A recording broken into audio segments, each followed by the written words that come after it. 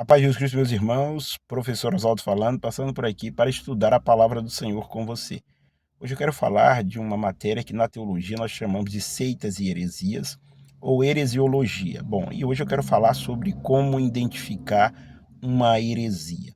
Geralmente, as heresias, elas têm a argumentação está sempre em desarmonia com a Bíblia. Você sabe que uma argumentação pode ser bíblica, extra-bíblica e antibíblica.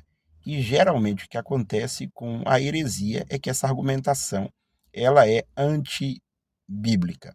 A segunda característica de uma heresia é a unilateralidade de uma apreciação doutrinária.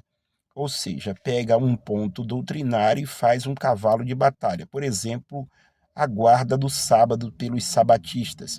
E aí eles defendem piamente, e aí até alguns sabatistas, baseado na colocação e na argumentação da L.G. White ou L. Good White, coloca o sábado até como ponto para a salvação.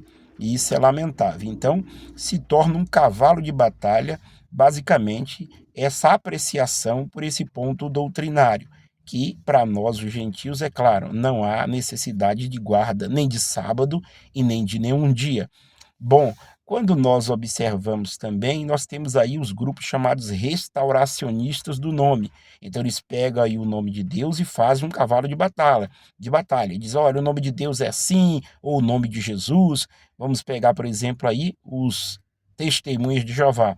Fazem um cavalo de batalha com o nome de Deus que ninguém sabe o nome, mas eles acreditam ser Jeová. Então observe, isso aí geralmente são características de seitas, tá bom? E a terceira característica de uma seita é a incoerência lógica. Como assim? Vamos pensar nos grupos sabatistas, por exemplo. Se formos guardar o sábado como os sabatistas costumam apresentar, eu pergunto, se acha que teria alguma coerência? Então pronto, vamos parar todas as atividades, porque ninguém pode trabalhar. Se for, de fato, guardar o sábado como a Bíblia, de fato, mandava os judeus guardarem, então nós vamos ter um sério problema. Porque, por exemplo, o médico não vai poder fazer uma cirurgia. O bombeiro não poderá atender uma ocorrência de incêndio.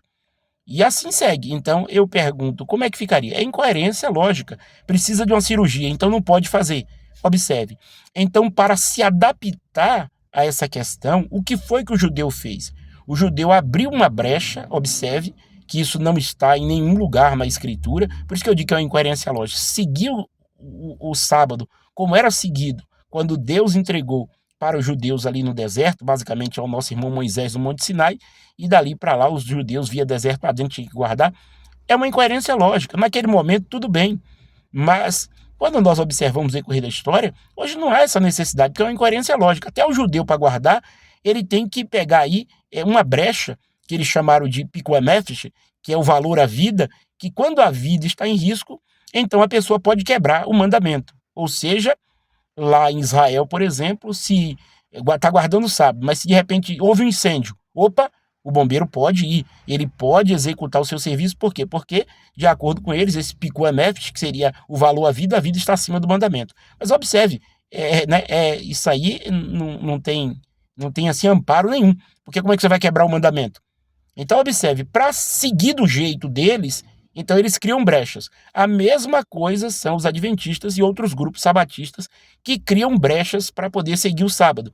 Mas, se for seguido da forma bíblica, aí não tem como, hoje, sem chances nenhuma do sábado ser guardado como era guardado naquele momento que Deus deu os mandamentos ao nosso irmão Moisés e aquele povo no deserto, tá bom? Não tem nenhuma coerência lógica, porque teríamos que parar todas as atividades, todas, sem exceção.